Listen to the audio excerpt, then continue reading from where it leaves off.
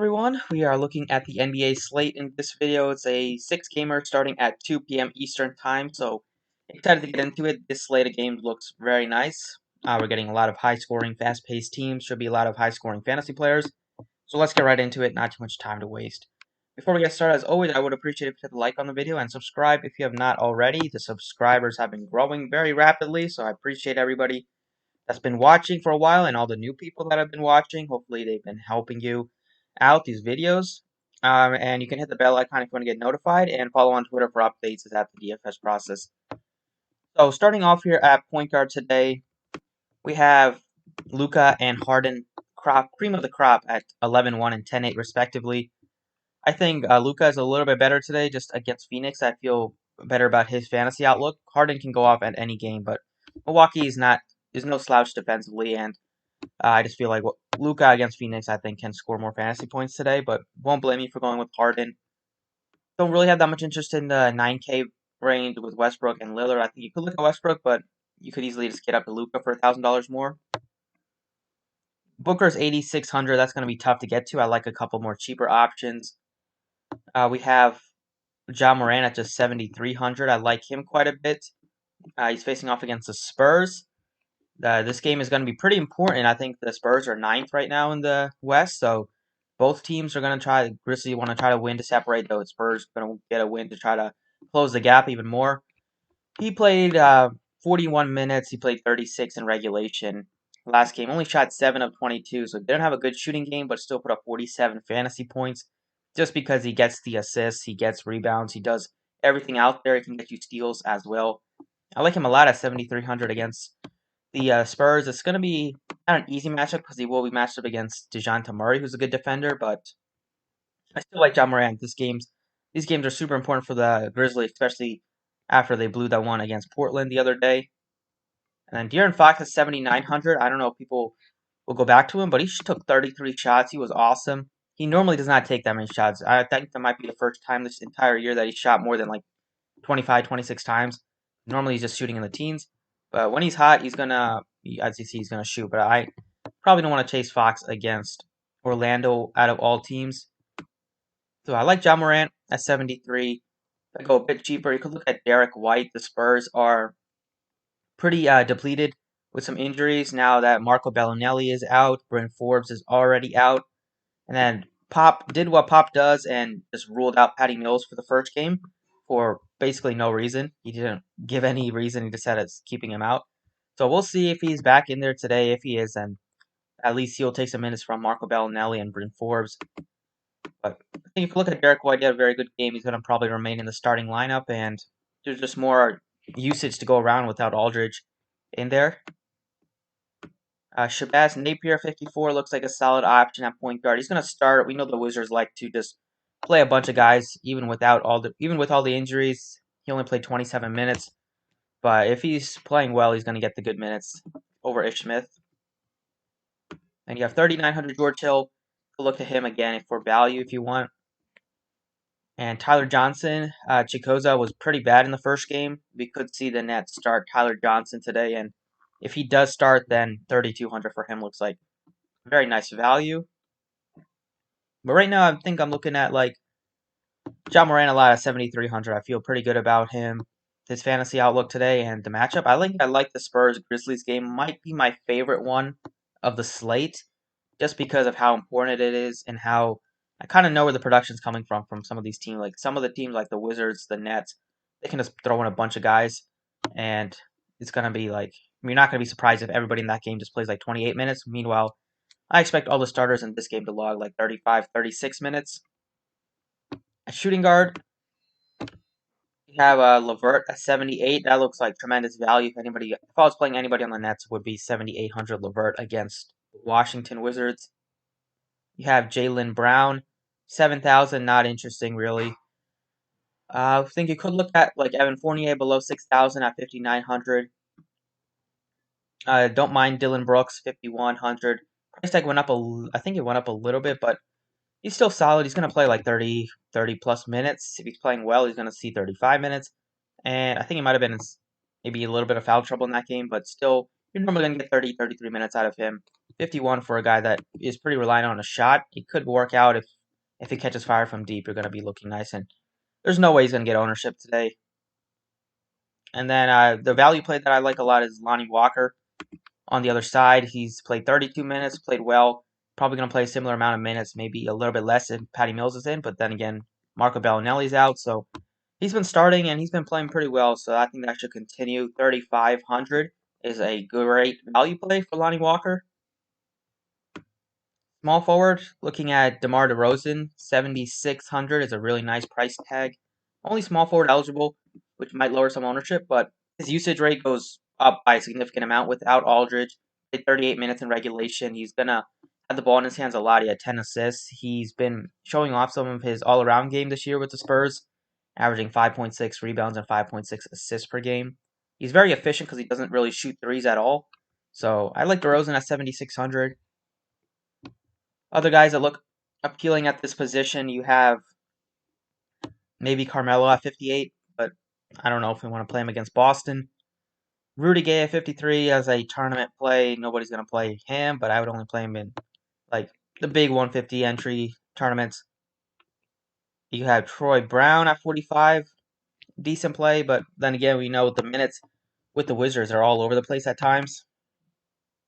And for some cheap value plays below 4,000, there's not a lot that sticks out, so I might not go super cheap at small forward at this position. I think DeRozan is probably the guy that I like the most. At power forward, we have Giannis at 11,000. I love Giannis today against Houston. There's going to be like no rim protection now that they're starting PJ Tucker at the 5. He should be able to get into the paint. He put up 70 fantasy points in just 28 minutes in the earlier meeting. He fouled out in that game, so Giannis looks great. He played 32 minutes against Boston, so that's a good sign to see that. Even though these games don't mean much for the Bucks, he's still going to play a decent amount, at least hopefully. And especially in this type of matchup, I think he should crush. So Giannis is a guy that I probably feel best about paying up for out of the 3 studs today. And then we have a couple options in the 7K range, like Nurkic was awesome. Price tag went up though by like 1,800, I think, up to 77. Still think you could play him, but you're gonna need him to ball out. He also had like a huge game in the blocks department. If you can think that he can replicate that performance, then by all means go to him again. But I think there might be a couple better point per dollar plays today. For more value, maybe like a guy like Brendan Clark at just 4,200. They like to run a 3-man rotation at the 4 and 5 with Clark and Jaren Jackson and Valanciunas. So if one of them's in foul trouble, like Jackson tends to be, then Clark will benefit. But Zach Collins is only 3,400. I will touch on him at the power forward position. But at center today, DraftKings giving you basically a freebie with a $4,000 Jakob Poeltl, who should be 90% owned in cash games, should probably be high owned in tournaments too. This doesn't make a lot of sense for him to be 4,000 because the Grizzlies don't play small; they play big with Jaren Jackson and Valanciunas starting. Then they have Brendan Clark, so they're going to need Poeltl out there to defend Valanciunas. Only thing that probably can bail Poeltl out if you don't play him is that he gets into foul trouble or he gets hurt or something like that. But Poeltl at 4,000 should be the highest owned player on the slate.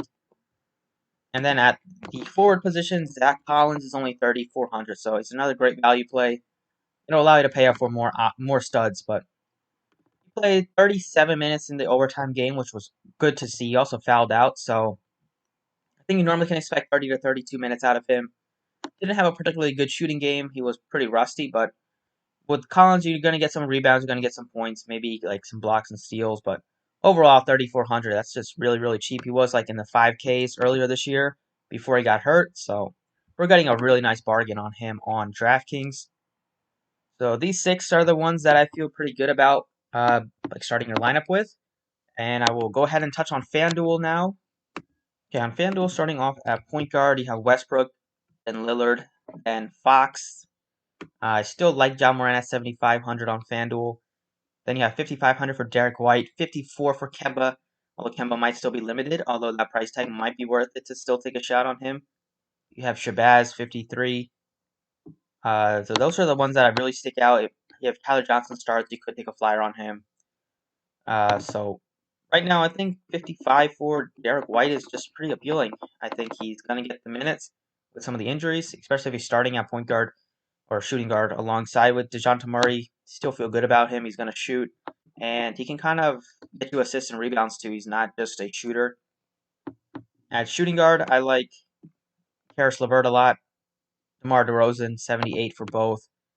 Pay up for Luka or Harden if you want. And for some value, you have Dillon Brooks at 51, same price tag on FanDuel. Don't mind Dillon Brooks again on FanDuel. I like playing him sometimes just because he doesn't get ownership at all. He's not such a high variant player, but every once in a while he'll go off. Lonnie Walker, 4,400. That looks like a decent value play, but probably build around some of the Spurs, and I like DeRozan and Derek White on FanDuel. At small forward, we have Giannis at 11.2. He looks like the best pay-up option once again because there's no pay-ups at small forward. Drops all the way down to Gordon Hayward. We'll probably prioritize Harden, and Giannis. And then we have Rudy Gay, I think at 4,700 looks appealing just because he's going to get the minutes. People play Troy Brown over Rudy Gay, and worked out the other day, might work out again. So not going to get ownership. And with some of the injuries, you can definitely close on the Spurs. Then you also have Harrison Barnes at just 4,400. Looks like a good value play. But Giannis is going to be the guy that I pay up for. Power forward, we have Kristaps at 96. He looked awesome against the Rockets, but it's going to be kind of tough for me to pay all the way up there. I don't mind Gordon. He's only 6,200. That's a great price tag. We know he has the upside. And then Covington can always get the job done with the blocks and steals. He'll be out there to defend like Giannis and Chris Middleton a lot. Rashawn Holmes, 5,200. Price tag went up a bit. He was in foul trouble. If he's not, then he hopefully can get good minutes, and 52 is not a terrible price tag. And then you get Bielitsa at 47, Zach Collins at 46, and then the position kind of dies. So I kind of do like Bielitsa a bit at 4,700. I don't know if he will get a ton of love, but he's been starting at power forward now that Bagley once again is injured. He played 30-something minutes, maybe 30 minutes exactly in the game against San Antonio, which is good to see. Even though San Antonio, they played, they don't play big at 4. They started, I think they started pretty small with DeRozan maybe at the 4 because Rudy Gay came off the bench. So he still got good minutes even in a spot that wasn't really fitting his skill set. And now that he's facing off against Orlando, they play very big with Isaac and Aaron Gordon at the 4. Sometimes Isaac plays the 3. So I feel like Bielitsa is going to have to play good minutes, especially if Holmes gets into foul trouble, which he definitely could against a guy like Vucevic, who was very active and gets the ball a lot.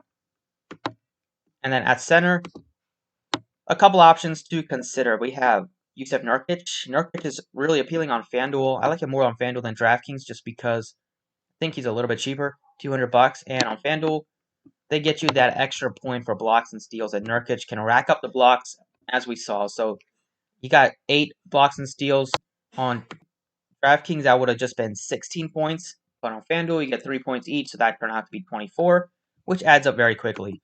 So I think Nurkic looks pretty solid, especially against Boston. Against Tice, it's not a scary matchup for him. Then Porto's 59, so at least he's expensive. You're going to have to consider him. If Porto becomes super popular, I think Nurkic can easily get you like a same point per dollar wise or maybe more than Porto. You could play Valanciunas if you want. He was in foul trouble against San Antonio, which allowed Jaren Jackson to go off, but it's going to seem like one of those, every day, one of the 3 of Jackson and Valanciunas or Clark is going to be in foul trouble. Probably just going to have to pick and get lucky. But I like Jusuf Nurkic on FanDuel at 75. So that's pretty much it for the video. Those are the guys that I'm really looking at. Thank you for watching. I appreciate it. And good luck today.